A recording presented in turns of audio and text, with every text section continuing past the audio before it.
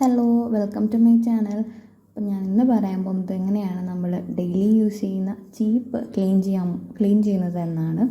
അപ്പോൾ നമ്മൾ ഡെയിലി ഒരു വട്ടമല്ല ഒന്നിൽ കൂടുതൽ പ്രാവശ്യം യൂസ് ചെയ്യുന്ന ഒന്നാണ് ചീപ്പ് എന്ന് പറയുന്നത്. അപ്പോൾ അതിനകത്ത് എന്താണ് അഴുക്കുകൾ വരാനുള്ള സാധ്യത വളരെ കൂടുതലാണ്.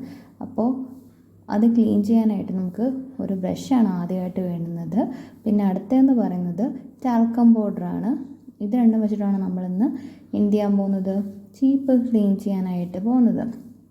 അപ്പോൾ ഏത് പൗഡറായാലും മതി. നമ്മൾ ആ പൗഡർ ഇതിനകത്തേക്ക് ആദ്യം ഈ ചീപ്പിനകത്തേക്ക് പൗഡറൊന്ന് ഇട്ട് കൊടുക്കണം. അപ്പോൾ നമുക്ക് പൗഡർ അതിനകത്തേക്ക് ഇട്ട് കൊടുക്കാം. കുറച്ച് മതി, കുറച്ച് രണ്ട് സൈഡിലേക്ക് നമുക്ക് ഇട്ട് കൊടുക്കാം. തോനെയായിപ്പോയതാണ്, ഇട്ടപ്പോൾ തോനെയായിപ്പോയതാണ്. ഇത്രയും വേണ്ട. ഒരു പേപ്പറിനകത്ത് എടുത്ത് വെച്ചിട്ട് ജസ്റ്റ് ഒന്ന് ബ്രഷ് വെച്ചിട്ട് എന്ന് സ്പ്രെഡ് ചെയ്ത് കൊടുത്താൽ മതി. ഇതിപ്പോൾ ഞാൻ അല്ലാതെ തട്ടിയിട്ടുകൊണ്ടാണ് തോന്നിയ പൗഡർ പോയത്. ഇത്രയൊന്നും വേണ്ട.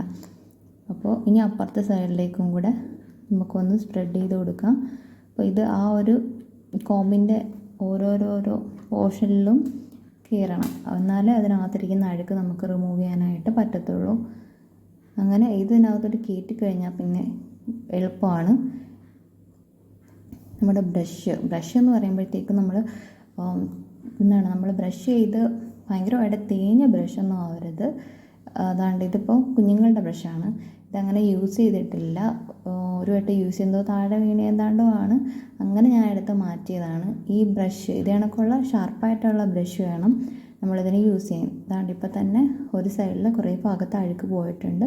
ചുമ്മാ അതിങ്ങനെ മൂവ് ചെയ്ത് അതിനകത്ത് നിന്ന് ബ്രഷ് ചെയ്ത് കൊടുത്തു കഴിഞ്ഞാൽ അതിനകത്തുള്ള ഫുൾ അഴുക്കും ആ പൗഡറിൻ്റെ കൂടെ പെട്ടെന്ന് പോവും. നല്ല റിസൾട്ടാണ്.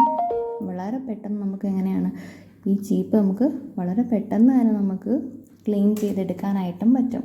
അല്ലാതെ നോർമലായിട്ട് ഞാൻ ചെയ്തുകൊണ്ടിരുന്നതെന്ന് വെച്ച് കഴിഞ്ഞാൽ ഈ സോപ്പ് പൊടി അല്ലെങ്കിൽ ഷാമ്പു ഇട്ടിട്ട് നമ്മൾ കഴുകത്തില്ല, അങ്ങനെയായിരുന്നു ചെയ്തുകൊണ്ടിരുന്നത്. ഇത് ഞാൻ എവിടെയാണെന്ന് ഓർക്കുന്നില്ല, ഞാൻ ഒരു വീഡിയോയിൽ നിന്ന് കണ്ടതാണ്. അപ്പോൾ ഇപ്പോൾ ഇങ്ങനെയാണ് ചെയ്യുന്നത്. വളരെ എളുപ്പമാണ്, ടൈമൊന്നും വേണ്ട. ഒരു 2-3 മിനിറ്റ്സ് മാത്രം മതി. അത് തന്നെ വേണ്ട. കണ്ടോ, ഇപ്പം തന്നെ ക്ലീൻ ആയിട്ടുണ്ട്. ഇങ്ങനെ നല്ല പുത്തനായിട്ട് നമുക്ക് ചീപ്പ് മാറ്റിയെടുക്കാനായിട്ട് പറ്റും. ഇനി എപ്പോഴായാലും ചീപ്പ് ക്ലീൻ ചെയ്യണമെന്നുണ്ടെങ്കിൽ കുറച്ച് പൗഡർ, ഒരു പഴയൊരു ബ്രഷ്, ഇത് മതി. നമുക്ക് വളരെ പെട്ടെന്ന് നമ്മുടെ ചീപ്പ് ക്ലീൻ ചെയ്ത് എടുക്കാനായിട്ട് പറ്റും.